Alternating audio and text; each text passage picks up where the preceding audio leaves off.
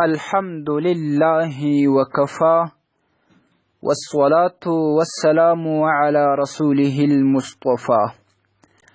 قدرمندو محترمو یو ورور پوښتنه کړې ده چې کچېرې د روژې په حالت کې یو خاوند خپله میرمن مچ کې ښکلې کې په دې سره روژه مکروه کیږي او که نه؟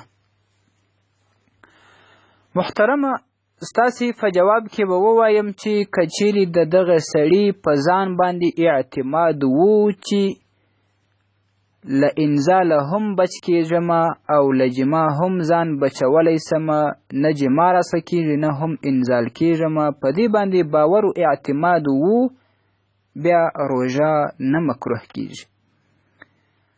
او کچېرې په ځان باندې دا اعتماد نه وو چې کېدای سي په مچې سره جما راسه وسي یا هم انزال سم، نو په دغه صورت کې بیا چې اعتماد یې نه وي خپله میرمن مچول روژه مکروه کوي. فالفتاوى الهندیه کې راځي ولا بأس بالقبلة اذا امن على نفسه من الجماع والانزال. هیڅ پروا نشته په ښکلېدلو د خپلې میرمنې سره هغه وخت چې ځان باندې اعتماد وي د جما او د انزال. ویکره ان لم یأمن، بیا هغه وخت مکروه ده، روژه مکروه کوي کله چې په ځان باندې اعتماد و باور نه وي.